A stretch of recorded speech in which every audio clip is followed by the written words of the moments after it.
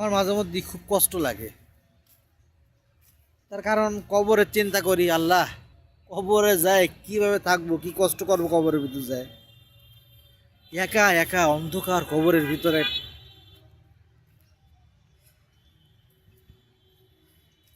কারণ মানুষ মারা গেলেই সে কথা বলতে পারে না, হাত পা নাড়াতে পারে না, কান খোলা থাকে। আর যখন কান খোলা থাকে অবশ্যই তার শরীর ব্যথা লাগে। যখন আমাদের কবরে রাখা হবে চারপাশে বাতাসও লাগবে না, কি গরমটাই হবে মাটির ভিতরে, আস্তে আস্তে করে দেহ পচবে, দেহ কিন্তু পচে থাকবে আস্তে আস্তে। কতটা ব্যথা হবে, কতটা যন্ত্রণা লাগবে। একটু গরম লাগলেই পানি লাগায়, শরীরই গরম ঠান্ডা হয়ে যায়। সেখানে পানি নাই, বালিশ নাই, খেতা নাই, ফ্যান নাই, এইভাবে প্রাকৃতিক বাতাস, আল্লাহর বাতাসটাও নাই। এটা তো দুনিয়া আরামের জায়গা। সবার কাছে অনুরোধ করি, সময় থাকতে সময়ের মূল্য দিই। যে সৃষ্টিকর্তা, যে আল্লাহ পৃথিবী তৈরি করেছে আমাদের জন্য, মানুষদের জন্য, পশু পাখিদের জন্য, আরাম আয়েশ করার জন্যই, কেন সেই সৃষ্টিকর্তাকে আমরা ডাকি না, তার হুকুম আমরা মানি না, বোকামি করি। তার জন্য সময় থাকতে সময়ের মূল্য দেব। যে যেখানেই আছি, যেভাবেই আছি, যে কাজ করি, যখন মসজিদে আজান পড়ে যাবে, আজান পড়ার সাথে সাথে নামাজের জন্য প্রস্তুতি নেব।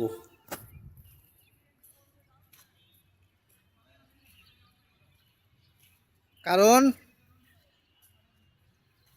অনেকে আছে শুক্রবারে নামাজ পড়ি আমরা, মাগার এই শুক্রবারে নামাজ যারা পড়ে এরা কিন্তু ফুল সিরাত পার হবে, জান্নাতের সামনে যাবে, জান্নাতের দরজার যাই দেখবে তালা লাগানো।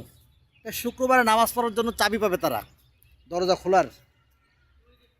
এখন আল্লাহর ফেরেশতারা বলবে, আপনি দাঁড়ায় আছেন কেন? আমি শুধু শুক্রবারে নামাজ পড়তাম, বাকি নামাজটা পড়ি না বলে আজকে তালা খুলতে পারতেছি না। তখন ফেরেশতারা বলবে, আপনি শুধু শুক্রবারে নামাজটা পড়তেন, বাকি নামাজটা যদি পড়তেন তাহলে আজকে বাকি নামাজের জন্যই এই চাবি দিয়েই জান্নাতের তালা খোলা হতো। তো যাই হোক, আস্তে আস্তে করে যেহেতু সে জান্নাতের দরজার সামনে গেছে, অবশ্যই সে জান্নাতে যাবে। আল্লাহু আকবার। জান্নাতের দৃশ্য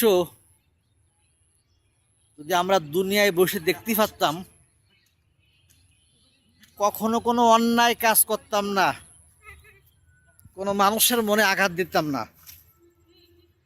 তো এত সুন্দর দৃশ্য, জান্নাতের দৃশ্য, সেখানে এত আরাম আয়েশ, কখনো গরম লাগবে না, আবার কখনো ঠান্ডাও লাগবে না। তো বা মাগার যারা বেশি বেশি ধ্যান করে তারা কিন্তু বুঝতে পারে যে জান্নাত কী জিনিস, জাহান্নাম কী জিনিস। তার জন্য আমি মোহাম্মদের মতো চিরকুমার হওয়া লাগবে। এগুলো চিরকুমার যারা তারাই বোঝে।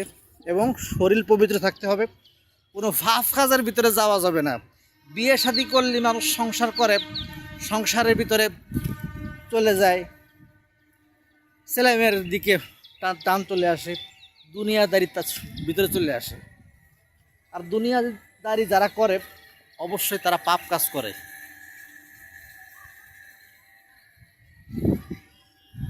কীরকম পাপ কাজ করে? অর্থের দরকার হয় তখন সুদ খায়, ঘুষ খায়। তার জন্যে যারা বিয়ে শাদী করে নেই এবং সব সময় আল্লাহর নাম নেয়, সমস্ত খারাপ কাজ থেকে বিরত থাকে, এরাই কিন্তু আল্লাহর প্রিয় বান্দা। সুবহানাল্লাহ।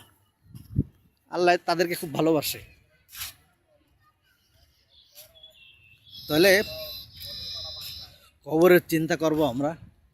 সে অন্ধকার কবরের ভিতরে যদি আরাম পাতে চাই, আরামে থাকতে চাই, অবশ্যই মসজিদের সাথে ভালো সম্পর্ক রাখতে হবে। মসজিদে যে ইমাম সাহেব আছে, মসজিদে যে মুসল্লিরা 5 ওয়াক্ত নামাজ পড়ে, মুয়াজ্জিম আছে, মসজিদ যে খেদমত করে, তাদের সাথে মাগার ভালো সম্পর্ক রাখতে হবে, তাদেরকে ভালোবাসতে হবে।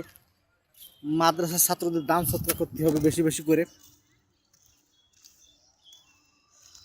যদি কবরের আজাব এবং যে শরীরের ভিতরে যে ব্যথাটা লাগবে ওই ব্যথা কিন্তু মাগার লাগবে না।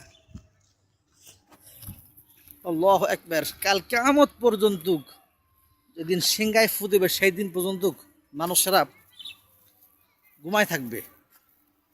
আল্লাহু আকবার। আমি সবার জন্য দোয়া করি যে আমরা অবশ্যই জান্নাতে যাব, 5 ওয়াক্ত নামাজ পড়ব, তার জন্যে সমস্ত খারাপ কাজ থেকে বিরত থাকব। সবাইকে ধন্যবাদ এবং সবাইকে অনুরোধ করি 5 ওয়াক্ত নামাজ পড়ার জন্য অনুরোধ করি।